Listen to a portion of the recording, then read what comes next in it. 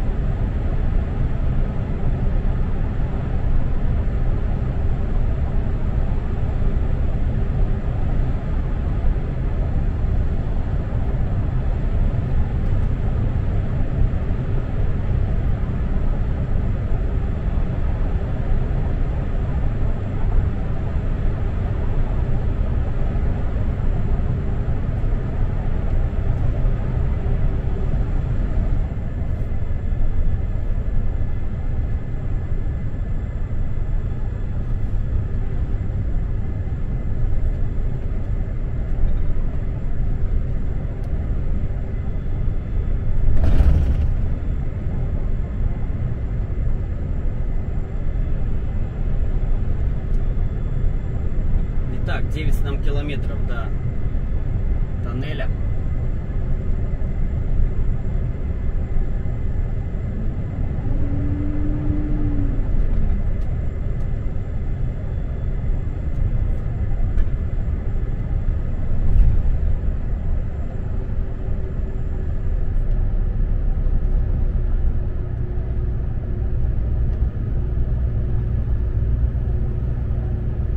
Так, этот тоннель километр 360.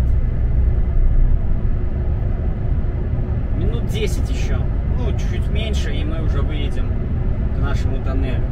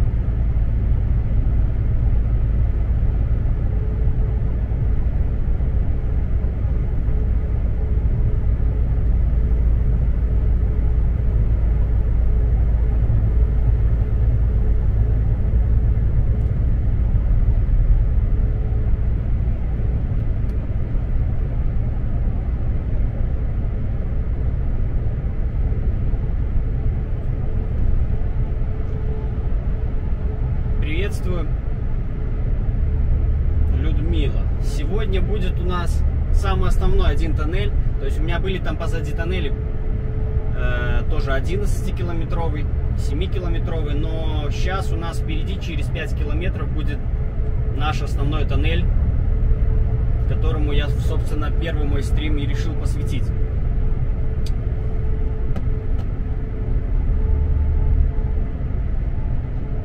Название нашего тоннеля Лердаль. Лердальский тоннель. Это самый длинный дорожный или автомобильный тоннель в мире. То есть не стоит его путать с железнодорожными тоннелями или там с тоннелем Ла-Манш подводным или еще какими-то другими. То есть конкретно автомобильный — это самый длинный в мире. До него был самым длинным в Швейцарии тоннель. Название его точно не подскажу. Гётландский или как-то так он там назывался. Вот. Но Норвегии сделали свой, который составляет, длина его 24,5 километра.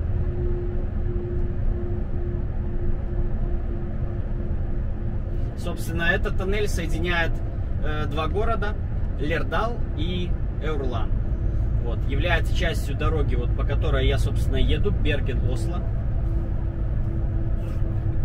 Дорога Е16.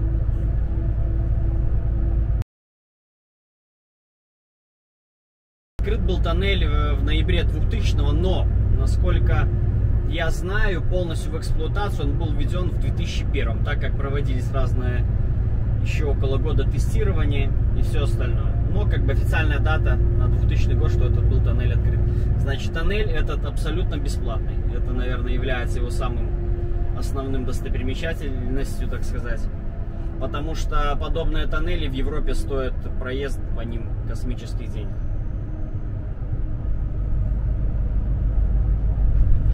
Так, 2 километра у нас до тоннеля.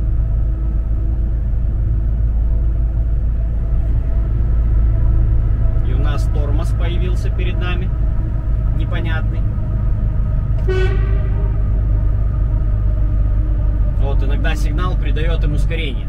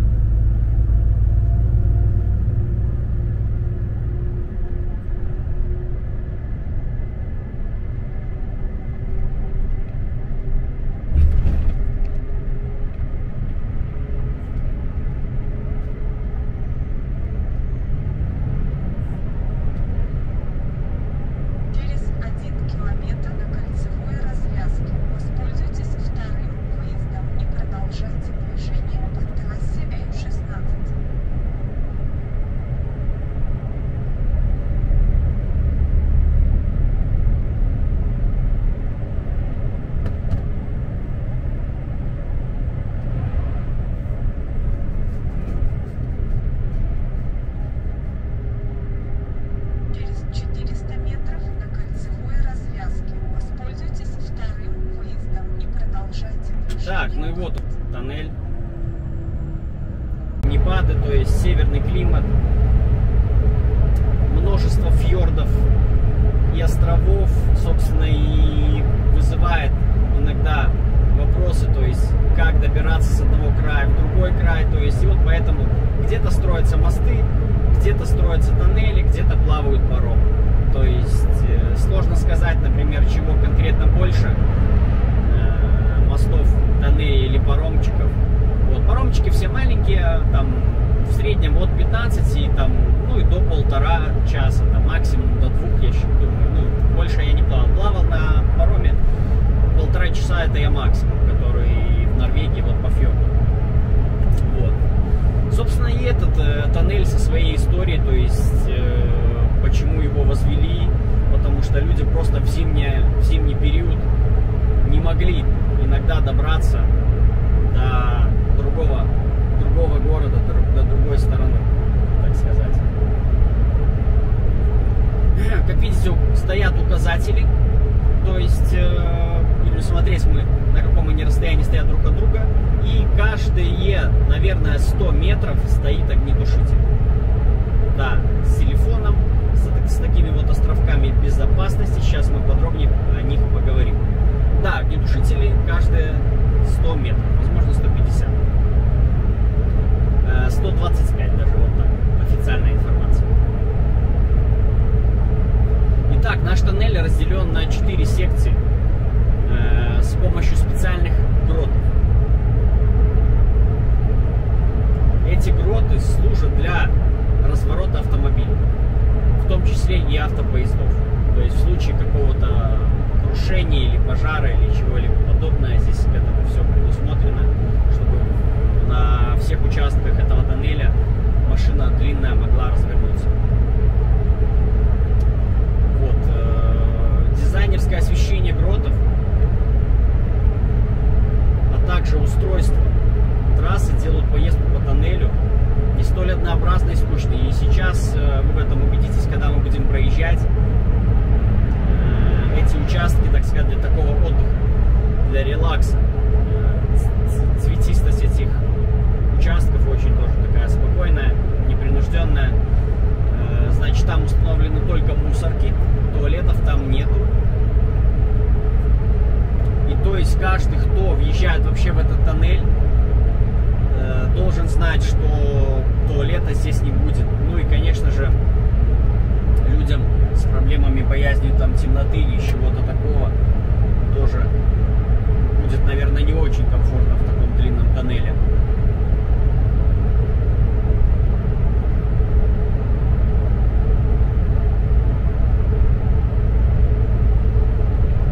Вот, в этом тоннеле, вот и сейчас, вот видите, кармашек очередной.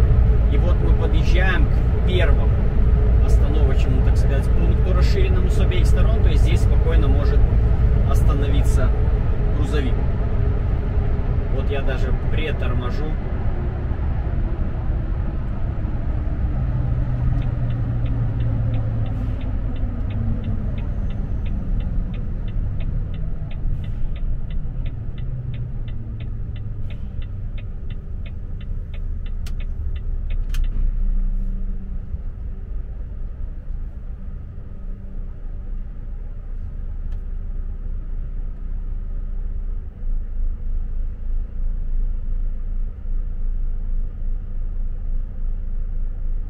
Вот да, здесь, собственно, и создана для такого, ходит немножко легенда такая, что норвеги заезжают в этот тоннель специально постоять, отдохнуть. Но, если вы простоите в этом месте, там, я точно, конечно же, не знаю, но я думаю, если вы полчаса, через час, как вы не выйдете из тоннеля, после того, как въехали, то за вами приедут. Спросить, все ли у вас в порядке и так далее, потому что, естественно, тоннель с обеих сторон фиксируется каждой машины въезд и выезд. Вот, и также, чтобы эта машина выехала в течение получаса. Но потом уже спустя какое-то время начнут смотреть, где эта машина находится, в порядке ли все с ней или нет. Это был первый, и у нас будет таких еще 2, то есть они разделены ровненько на 3 ровных участка тоннеля. В тоннеле применяется большое количество мер безопасности. Через каждые, вот, как мы видим, 250 метров вдоль трассы установлены аварийные телефоны, а огнетушители каждые 125 метров. Вот так. То есть тоннель имеет проходимость около 1000 автомобилей в день, и грузовых, и легковых. В зимний период чуть-чуть поменьше, за счет меньшего количества туристов. Вот. И, значит, самый такой главный момент в этом тоннеле, ихняя система, я сейчас себе подсказку постараюсь найти, правильно вам об этом сказать. Система вентиляции в этом тоннеле установлена очень современная. Максимально очищенный воздух, здесь нету никаких запахов, как в большинстве тоннелей присущих.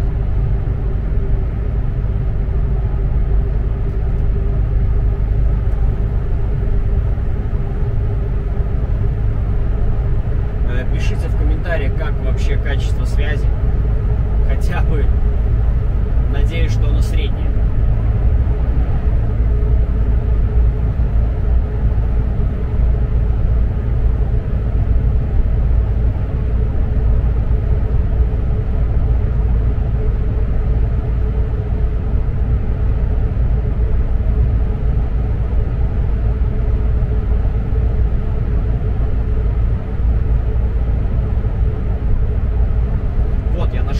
Система очистки воздуха в Лердальском тоннеле. Сейчас я вам зачитаю.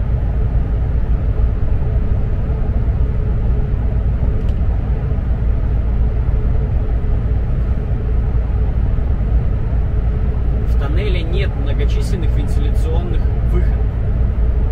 Поэтому второй важной проблемой при проектировке стала система подачи и очистки воздуха. Лердальский тоннель стал первым тоннелем, оснащенным собственной установкой очистки вентиляции воздуха. Это была одна из первых систем, примененная для тоннелей. Большие вентиляторы втягивают воздух из обеих входов, а загрязненный воздух отводится через один единственный вентиляционный выход. Вот так. Этот выход и сама установка по очистке расположена в отдельной 100-метровой пещере в 9,5 километрах от южного конца тоннеля. Плюс к этому существуют электростатические и угольные фильтры, которые, кроме удаления пыли, очищают воздух от окиси азота. Вот такая вот здесь система очистки.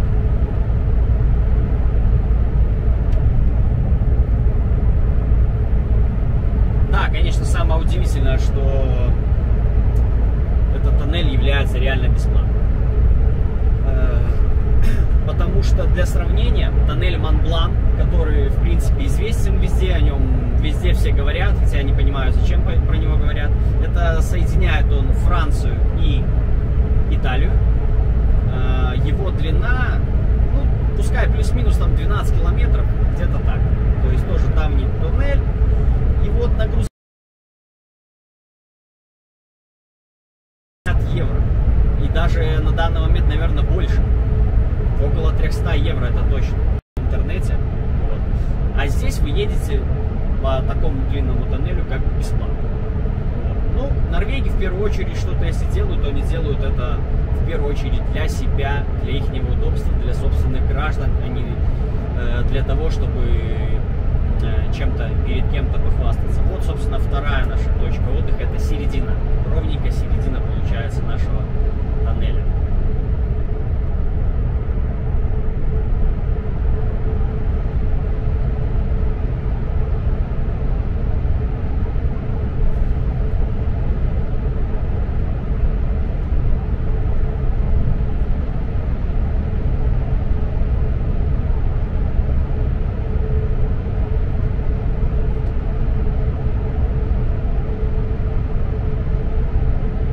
Андрей, а у тебя максимальное стоит этот самый качество в 1080p?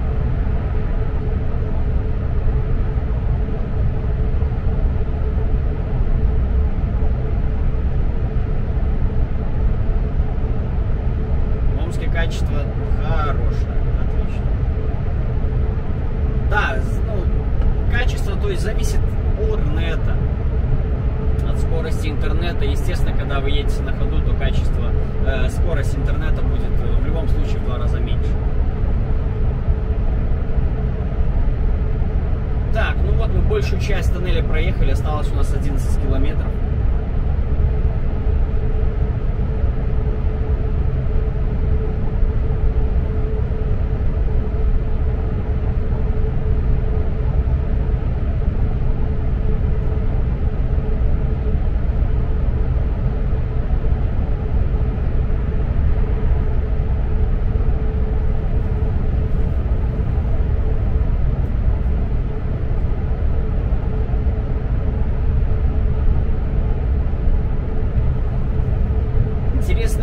Всего в Норвегии более 900 тоннелей общей протяженностью порядка 750 километров. И как минимум 33 из них проложены под водой. Кстати, у меня есть одно видео, где я ехал по подводному тоннелю. Кому интересно, в Норвегии, там как раз я нырял под такой тоннель. В период строительства этого тоннеля было вывезено 2,5 миллиона кубических метров горных пород. То есть так даже в голове сейчас это сложно представить вообще, сколько это. Но это, мне кажется, такой, можно было из гор выстроить город огромный.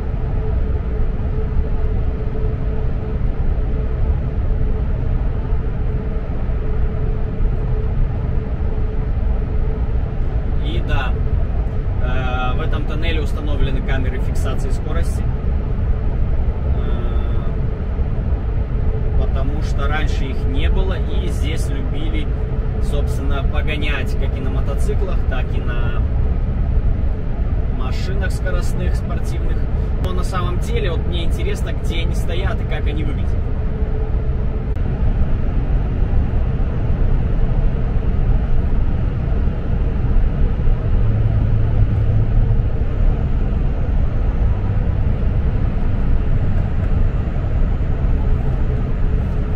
К третьему, последнему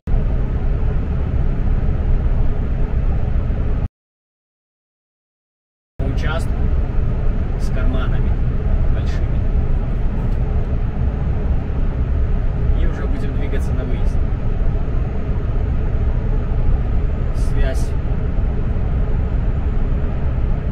Даже непонятно вообще, есть она или нет, если честно.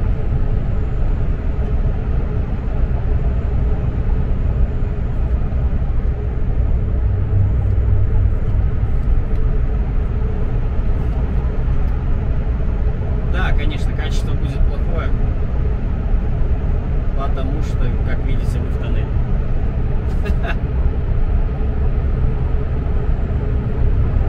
Ну вот ради интереса сейчас еще проедем немножко после тоннеля, посмотрим, качество поменяется или нет.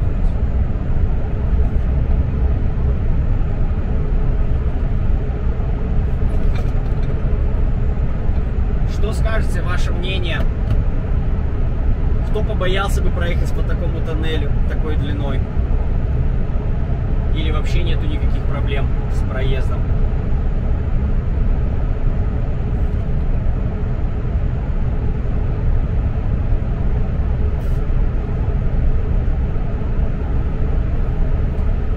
Километра у нас осталось тоннеля.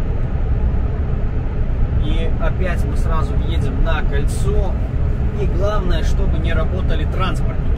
Там сразу за кольцом у нас пункт транспорта. Как бы мне-то их нечего бояться, у меня все в порядке. Вроде. Но все равно такие встречи никогда не хочется, в принципе, их никогда.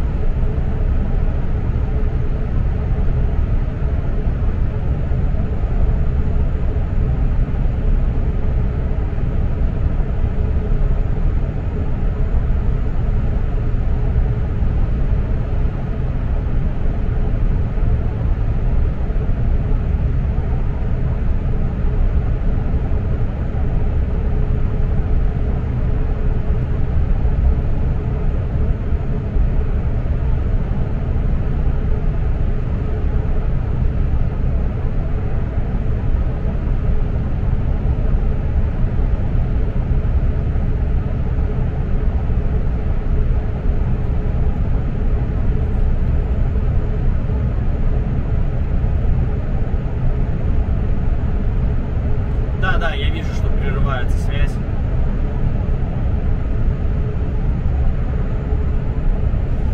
Вот для клаустрофобов, собственно, эти, возможно, карманы и придумывались цветные, чтобы как-то их развеселить. Но я думаю, конкретно клаустрофобов им бы быстрее бы выбраться из этого всего ада.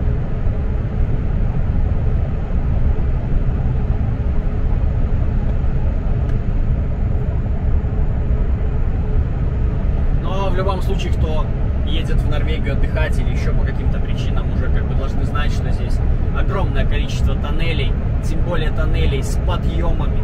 То есть вы едете в замкнутом пространстве еще и вверх, и представьте, какой вы получаете нагрузку и какое давление. Этот, кстати, тоннель, вот он все 25 километров, он практически ровный. То есть небольшой подъемчик существует и спуск, но абсолютно не страшно. То есть, потому что если мы ныряем в основном в подводный тоннель или идем на перевал в тоннель, то там ситуация совсем другая.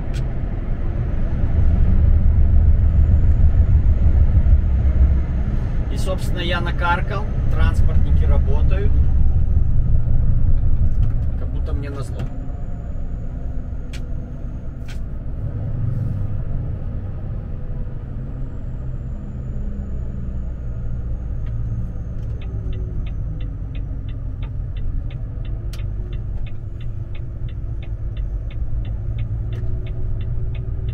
Все, вот такой вот у нас вышел путь.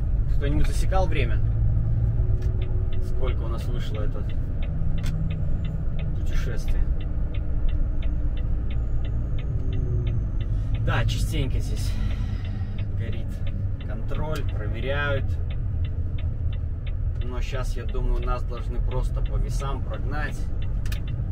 И больше ничего.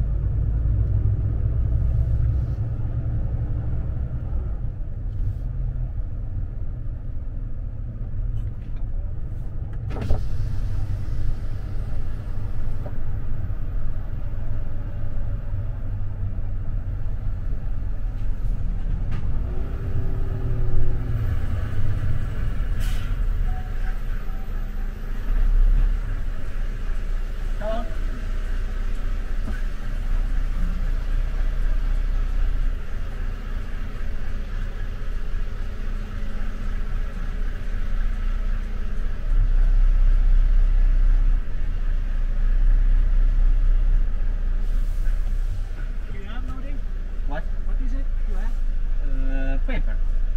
Paper. You have the document? Yes, yes. It's old paper. Old paper. Yes. It's front line. Trondheim. I make a short control for documents. Can you parking? Ага, окей. Вот так. Не захотели меня отпускать, а хотят проверить мои документы. Паркинг, паркинг, паркинг.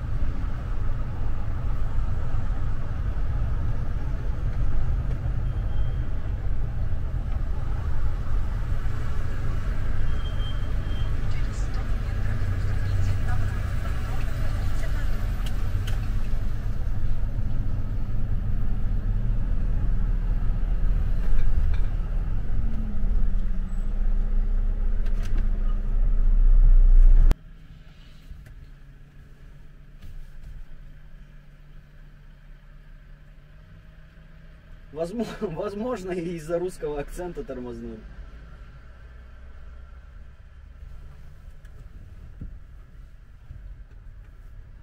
А может из-за того, что просто давно не проверяли. Так вообще получается каждого водителя, которого останавливают, сразу водитель попадает в вазу.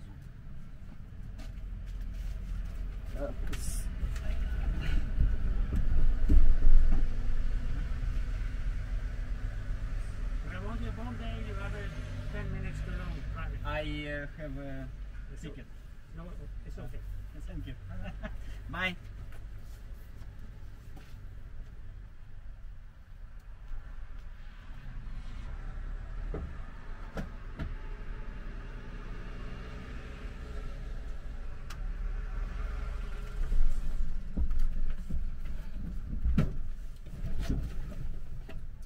Все, меня отпустили, можно ехать.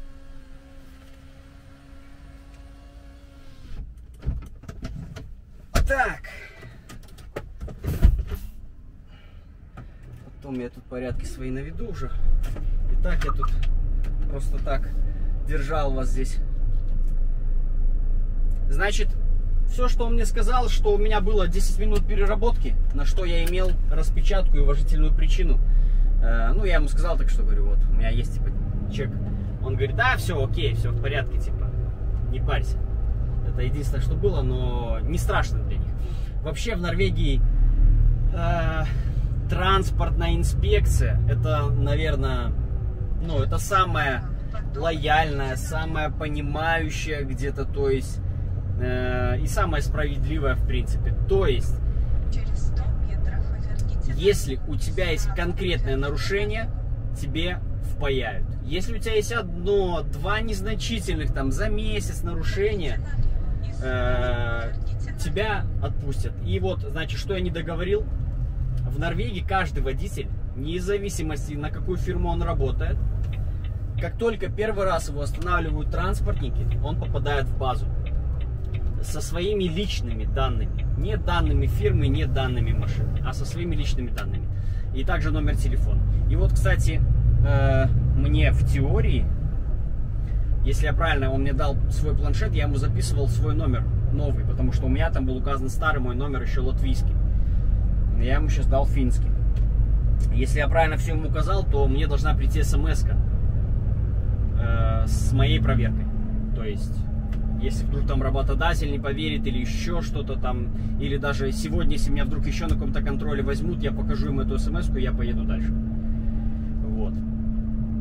И поэтому вот что, вы попадаете в базу, и если у вас нету никаких косяков, например, то есть в течение года вас там раз остановили, два, все хорошо, то третий раз вас остановят, посмотрят вашу фамилию и имя, как бы очень большая вероятность, что вы просто поедете дальше без даже всяких проверок, без ничего. Но если за вами висят косяки, то вас будут трясти, естественно, каждый раз. Вот. Ну, у меня, значит, никогда никаких не было косяков, никаких штрафов, ничего в Норвегии абсолютно. И вот сейчас у меня просто уже не было на проверке, наверное, года... То есть год я отсутствовал в Скандинавии. Ну и да, где-то около 2 лет. Ну, не 2, 1,5, наверное, года. 1,5-2 я не был на контроле. И вот сейчас меня обновили. Ну и отлично, в принципе. Так, что происходит у нас? Происходит у нас со связью.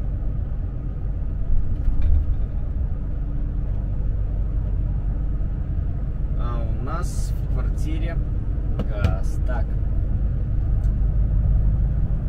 И, значит, транспортники.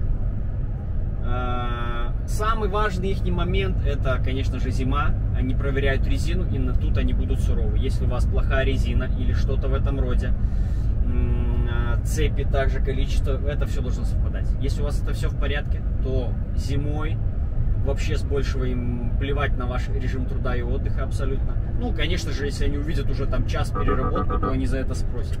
Ну, а так, в принципе, тоже 10, 5, 15 минут переработки, это вполне нормально. Но не стоит этим, еще раз повторюсь, тоже как бы пренебрегать и зачастую нарушать.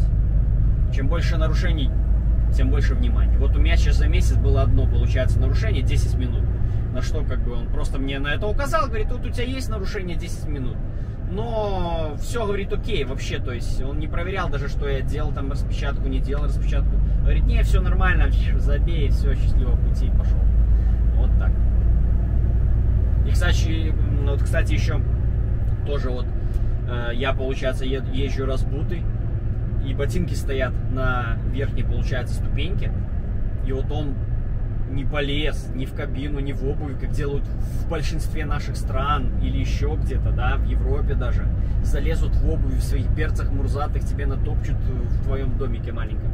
Вот он даже не стал на верхнюю ступеньку, там, где ботинки, он сверху там дотянулся, все, попросил все, что ему надо, каждый там документ, все, без всяких проблем.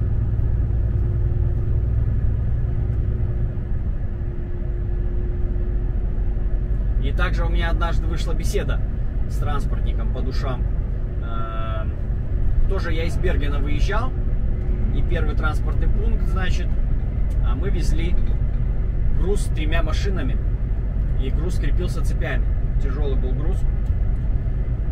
И пока там других проверяли, я уже был свободен, то вот транспортник как бы начал так со мной разговаривать. Ну, естественно, на английском, там, ну, такими более простыми словами я, в принципе, понимал, и я ему отвечал, он меня понимал. Разговор у нас пошел за зарплаты, как бы. Ну, естественно, это было все без записи, без анкетирования, без ничего, просто на словах. То есть он уточнил, говорит, ну вот как вы вообще работаете, сколько времени, сколько вам за это платят. И я ему, когда это как бы рассказал, то он был просто шокирован. Вообще, говорит, ну это, говорит, ужасно просто. И он не мог, в принципе, даже мне поверить в это. То есть, ну, разница между нашей зарплатой и норвежского водителя, который работает в Норвегии, составляла, в принципе, почти в 3 раза. Кто, если норвег, работающий на международных перевозках, то есть он из Норвегии ездит в Данию, Финляндию, там, Швецию, это считается уже международные перевозки, и там у них зарплата вплоть до 250 евро в сутки выходит. Ну и то есть, в принципе, в Норвегии чистыми после выплаты налогов они получают около 5000-6000 евро. А все, кто там какие-то вам басни рассказывает или где-то вы слышали, что там зарплата 5 и 2000 там налоги, это все вранье. Средняя зарплата у водителя это вот около 5000. И то есть обычного водителя по Норвегии после выплаты это будет около 4000. Но от тех, я говорю, кто работает на дальниках в Норвегии, они получают больше. У них отдельный выезд в страну там оплачивается, там по-другому начинает оплачиваться. То есть, ну, короче, там он долго мне рассказывал эти их фокусы. То есть у них в каждой фирме, в принципе, одинаковые условия. То есть только в зависимости ту, которую работу ты выполняешь. Вот когда я разговаривал откуда он был, латыш или эстонец, латыш, который живет давно в Норвегии, там 15 лет, и он работал на бензовозе в Норвегии. Вот, то у него зарплата выходила, ну это с его слов, верить или не верить, это ваше дело. Он сказал, что у него была зарплата около 8000 евро после вычета налогов. Ну, я лично как бы думаю, что он не врал. И потом он попал в аварию, и по состоянию здоровья ему не открывали больше уже опасные грузы, и он не смог работать на опасных грузах. То есть, да, у них в этом плане контроля, то есть у них все здесь четко. Не прокатит, как у нас, там пришел, пакет занес, там еще что-то, и все нормально, ты идешь дальше работать на свою должность, даже если ты не можешь выполнять эти обязанности. Здесь такое не прокатит.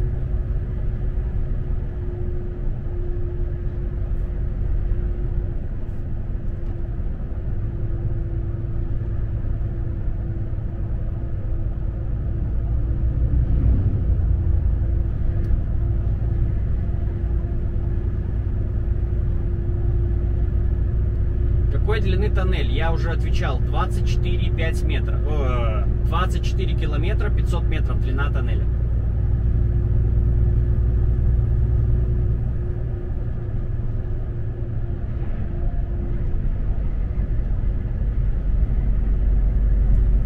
Да, конечно, уровень жизни тут об этом даже нечего разговаривать. Да, конечно же, и свои минусы для нас, например, с нашим менталитетом здесь будет сложно. Поэтому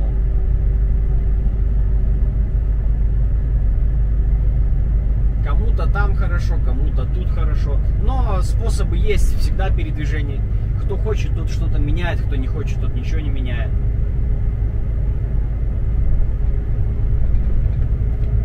Но все равно Норвегия, тем самым, то, что она на высшем уровне развития находится, и давно, конечно, другие страны рядом не стоять.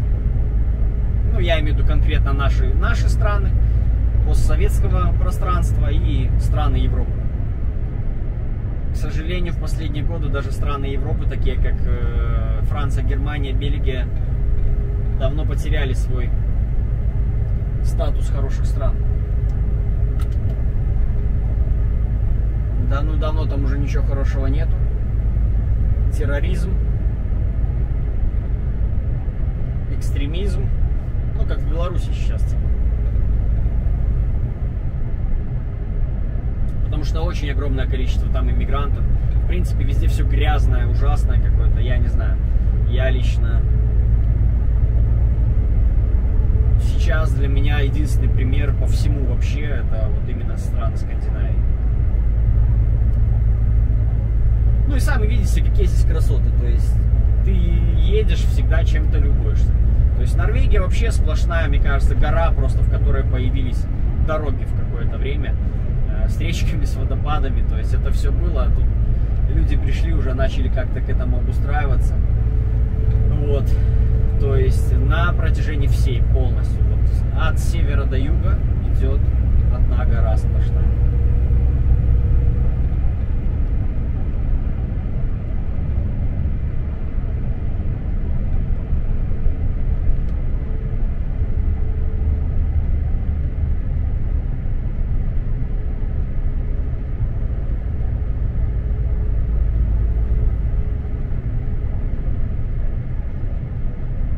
Что там за злостный смайлик появился?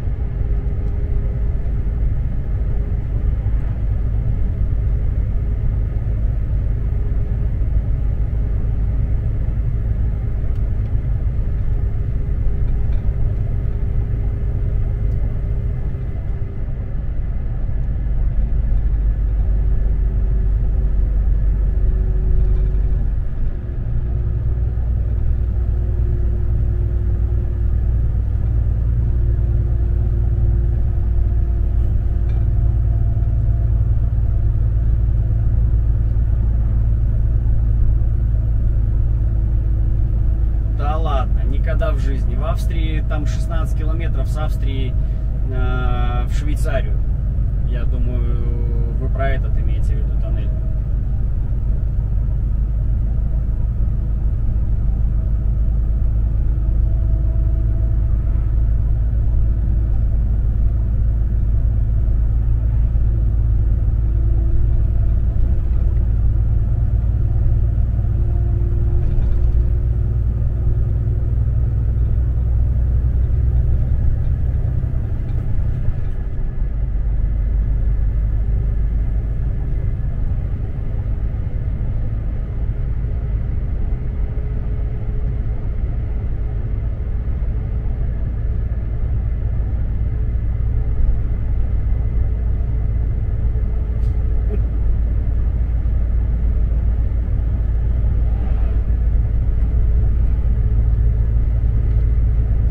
Что фильтровать, когда все по теме? Все как есть.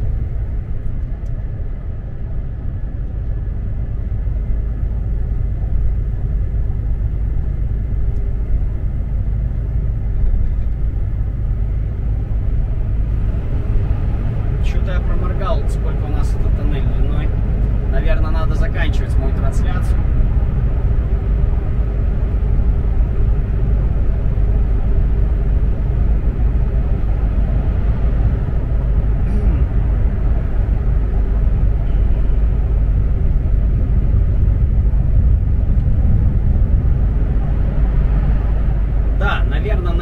В этом тоннеле мы завершим нашу первый мой стрим, так сказать. Запись я, естественно, сохраню на память, как первого стрима. Немножко подкорректирую, где-то что-то обрежу паузы. Ну и оставлю про тоннель.